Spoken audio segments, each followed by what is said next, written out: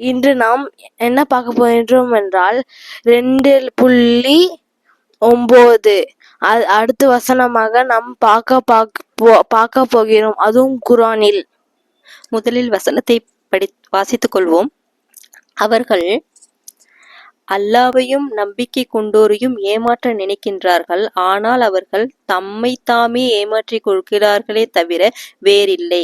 எனினும் அவர்கள் உணர்ந்து கொள்வது இல்லை. இந்த வசனம் மனிதர்களிடம் இருக்கும் இருமுகத்தன்மையை போலி நம்பிக்கையும் மிக தெளிவாக தோலுரித்து காட்டுகிறது. இதன் உண்மையான அர்த்தத்தை பார்த்தோமானால், நாம் அல்லாஹ்வை ஏமாற்ற நினைப்பது என்னவென்றால், நான் அல்லாஹ்வை முழுமையாக நம்புகிறேன் என்று நாவினால் கூறிவிட்டு, வாழ்வில் ஒரு கஷ்டம் அல்லது தேவை வரும்போது அல்லாஹ்வை முற்றிலுமாக மறந்து விடுவது தான் இறைவனை ஏமாற்ற நினைப்பது ஆகும். பார்க்க போனால், என்னிடம் பணம் இருக்கிறது, படிப்பு இருக்கிறது, சிறந்த மருத்துவம் இருக்கிறது, செல்வாக்கு இருக்கிறது, இவற்றை வைத்தே நான் தப்பித்துக் கொள்வேன், பிழைத்துக் கொள்வேன் என்று தன் சுய பலத்தின் மீது மட்டும் நம்பிக்கை வைப்பது இறை நம்பிக்கைக்கு எதிரானது ஆகும். இப்ப எப்படி மூசா நபி அவர்கள் தன் பின்னால் எதிரி படைகளும் முன்னால் கடல் நின்ற போதும் தன் அறிவையோ சூழ்நிலையையோ நம்பவில்லை. நிச்சயமாக என் இறைவன் என்னோடு இருக்கிறான், அவன் எனக்கு வழி காட்டுவான் என்று அல்லாஹ்வை மட்டுமே நம்பினார். அந்த அசைக்க முடியாத நம்பிக்கைதான் அவருக்கு கடலை பிளந்து வழிகாட்டியது. ஆனால் இன்றைய மனிதர்களோ தங்களின் செல்வத்தையும் பணத்தையும் நம்பி அல்லாஹ்வை ஏமாற்ற பார்க்கின்றார்கள். அடுத்து நமக்கு நம்பிக்கை கொண்டவர்களை எப்படி ஏமாற்றுவது என்னவென்றால், உண்மையான இறை நம்பிக்கையாளர்களிடம் சென்று, நானும் உங்களைப் போல அல்லாஹ்வை முழுமையாக நம்புகிறேன், நானும் உங்களின் ஒருவர்தான் என்று ஆசை வார்த்தை கூறுவது. பின்னர் அவர்களிடம் விலகி தனியாக செல்லும் போது அந்த முஃமின்களின் தூய நம்பிக்கையை பார்த்து, இவர்கள் முட்டாள்கள், வெறும் இறைவனை மட்டுமே நம்பி அமர்ந்திருக்கின்றார்கள் என்று மனதில் ஏளனம் செய்வது. அதாவது நாவினால் இறைவனை நம்புகிறேன் என்று சொல்லிவிட்டு செயலில் தனது காசு, பணம், படிப்பை மட்டுமே நம்பி வாழ்வது அல்லாஹ்வை ஏமாற்றுவதற்கு சமமாகும். இப்படி செய்பவர்கள் அல்லாஹ்வையோ முஃமின்களையோ ஏமாற்றவில்லை, மாறாக தங்களுக்கு தாங்களே ஏமாற்றிக் கொண்டு நரகத்தின் பாதையில் தேடிக்கொள்கின்றார்கள் என்பதை இந்த வசனம் நமக்கு உணர்த்துகின்றது. இதன் தொடர்ச்சியாக நாம் பார்க்கவிருப்பது சில எடுத்துக்காட்டுகளையும் இது தொடர்பான வசனங்களையும் நாம் இப்போது பார்க்கலாம். இப்பொழுது பார்த்தோம் என்றால், எடுத்துக்காட்டாக ஒரு ராஜா ஒரு சிற்பியிடம், எனக்கு ஒரு பெரிய அரண்மனை கட்டி கொடு, அதற்கு தேவையான தங்கம், வைரம், உயர்தர கற்கள் அனைத்தையும் அரண்மனை கஜானாவிலிருந்து எடுத்துக்கொள் என்று கூறுகின்றார். அந்த சிற்பி பேராசையால் வெளியில் பார்ப்பதற்கு பளபளப்பாக இருக்கும் மலிவான கற்களை பயன்படுத்தி ஒரிஜினல் தங்கம் மற்றும் வைரம் திருடி தன் வீட்டில் மறைத்து வைக்கின்றான். அரண்மனையை கட்டி முடித்ததும் ராஜாவிடம் வந்து, அரசே, உங்களுக்காக உலகிலேயே சிறந்த அரண்மனையை கட்டிவிட்டேன் என்று பெருமையாக கூறுகின்றான். ராஜாவும் மகிழ்ச்சி அடைந்து, உன் உழைப்பை பாராட்டி, நீ கட்டிய இந்த அரண்மனையை உனக்கே பரிசாக கொடுக்கிறேன், இனி நீயும் உன் குடும்பமும் இதிலேயே வாழுங்கள் என்று கூறிவிடுகின்றார். இப்போது அந்த சிற்பி யாரை ஏமாற்றினான்? ராஜாவையா? இல்லை, தன் போலித்தனத்தால் தன் வாழ்நாளையே ஒரு பலவீனமான வீட்டில் வாழும் நிலைக்கு தள்ளி கொண்டான். இன்னொரு எடுத்துக்காட்டை பார்த்தால், ஒரு வியாபாரி தானிய மூட்டைகளின் எடையை அதிகரிப்பதற்காக கொஞ்சம் மண்ணை கலந்து விற்கின்றான். மக்கள் யாரும் இதை கவனிக்கவில்லை என்று அவன் மகிழ்ச்சி அடைகின்றான். ஆனால் கொஞ்ச நாட்களிலேயே அந்த தானியம் தரம் குறைந்து மக்கள் அவனிடம் பொருள் வாங்குவதை நிறுத்திவிடுகின்றார்கள். தானியத்தின் தரம் குறைந்து மக்கள் அவனிடம் பொருள் வாங்குவதை நிறுத்தி விடுகின்றார்கள்.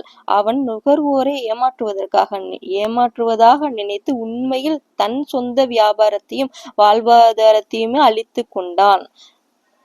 அதாவது இதில் வசனம் நமக்கு கூறுகின்றது என்றால், இறைவனின் ஆற்றலை மறந்துவிட்டு உலக விஷயங்களில் மட்டுமே முழுமையாக நம்பி மனிதர்கள் தங்களுக்கு தாங்களே ஏமாற்றிக் கொள்வதற்கு ஒரு பெரிய உதாரணமாக கருதுவது உதாரணங்கள். அதாவது ஒரு மனிதன் தன்னிடம் இருக்கும் பெரும் பணமும் நவீன பாதுகாப்பு வசதிகளும் தான் தன்னை ஆபத்திலிருந்து காப்பாற்றும் என்று நம்புகிறான். ஆனால் இயற்கையோ பேரிடரோ அல்லது மரணமோ வரும்போது அந்த செல்வத்தால் அவனை காப்பாற்ற முடியவில்லை. பணமே கதி என்று கிடந்து இறுதியில் அவன் தனக்குத்தானே ஏமாற்றத்தை தேடிக் கொள்கின்றான். இப்படி பார்த்தால் அதிகாரமும் பதவியும் இருக்கும் ஒரு மனிதன் ஆட்சியில் அல்லது உயர் பதவியில் இருப்பார்கள். தங்கள் அதிகாரம் என்றும் நிலைத்திருக்கும், தங்களை யாரும் அசைக்க முடியாது என்று அகந்தையுடன் வாழ்கின்றார்கள். ஆனால் காலம் மாறும்போது அவர்கள் பதவி இழந்து தவிக்கும் நிலை ஏற்படுகின்றது. நிரந்தரமில்லாத பதவியை நிரந்தரம் என்று நம்பி அவர்களை தங்களுக்கு தாங்களே ஏமாற்றிக் கொள்கின்றார்கள். அதாவது திட்டமிட்டு மனிதன் செயல்படுகின்றான். அதாவது மனிதன் தனது எதிர்காலத்திற்காக பல ஆண்டு தள்ளி போட்டு திட்டங்களை வகுக்கின்றான். ஆனால் அடுத்த நொடி தன் உயிர் இருக்குமா என்பதை அவன் அறிவது இல்லை. இறைவனின் நாட்டம் இல்லாமல் தன் திட்டங்கள் மட்டுமே தன் வாழ்வை நல்வழிப்படுத்தும் என்று நம்புவது மனிதன் தனக்குத்தானே செய்து கொள்ளும் பெரிய ஏமாற்றமாகும். இவை அனைத்தும் அல்லாவை விடுத்து தற்காலிக உலக காரியங்களை மட்டுமே இறுதி புகலிடமாக மனிதன் நம்புவதால் ஏற்படும் ஏமாற்றங்கள் ஆகும். இது தொடர்பான வசனங்களை நாம் இப்போது பார்க்கலாம். இது தொடர்பான வசனம் 18வது அத்தியாயம் 104வது வசனத்தில் உள்ளது. இப்போது நாம் அதை வாசித்து அதோட விளக்கத்தை நாம் பார்க்கலாம்.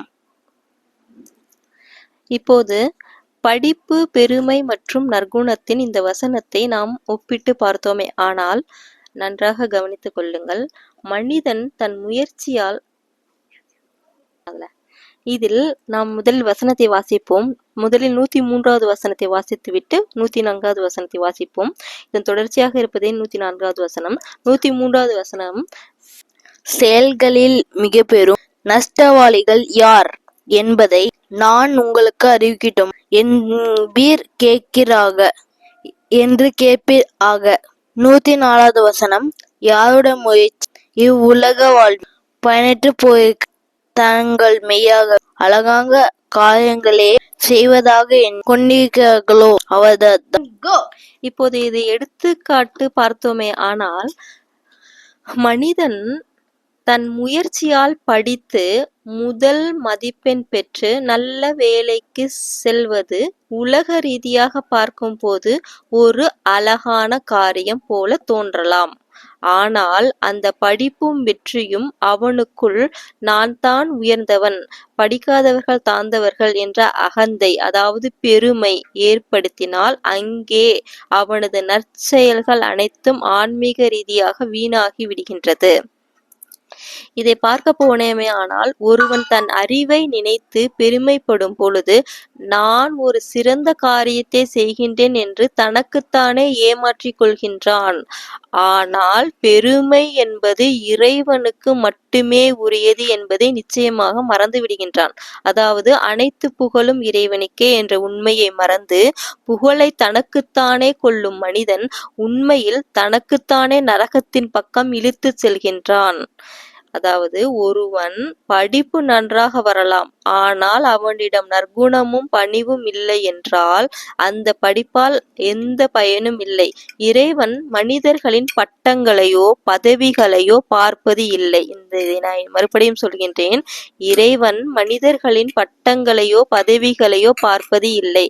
அண்டர்லைன் பண்ணி கொள்ளுங்கள். அவர்களின் இதயங்களின் நற்குணங்களையும் நேர்மையையும் பார்க்கின்றான். இதையும் அண்டர்லைன் பண்ணி கொள்ளுங்கள். முக்கியமானது, இறைவன் எதை பார்க்கின்றான்? அவர்களுடைய இதயங்களையும் நற்குணங்களையும் மட்டுமே இறைவன், இந்த நேர்மையை மட்டுமே பார்க்கின்றான். இறைவனுடைய நீதி என்னவென்றால், மனிதன் படித்தவனாக இருக்கலாம் சரி, படிக்காதவனாக இருந்தாலும் சரி, படித்தவனாக இருந்தாலும் சரி, படிக்காதவனாக இருந்தாலும் சரி, யார் ஒருவன் பெருமை இன்றி நேர்மையோடு நற்குணத்தோடு வாழ்கின்றானோ அவனை இறைவன் நிச்சயமாக உலகிலும் மறுமையிலும் உயர்த்துவான். இதுவே மாறாத சத்தியம் என்று இந்த வசனம் நமக்கு தெள்ளத் தெளிவாக கூறுகின்றது. அதாவது வெளிப்புற படிப்பை விட அகத்தின் நற்குணமே முதன்மையானது. நற்குணமில்லாத வெறும் கல்வி மனிதனை சுய ஏமாற்றத்திற்கும் அழிவிற்கும் மட்டுமே இட்டும் என்பதை இந்த வசனம் நமக்கு அழகாக உறுதிப்படுத்துகின்றது.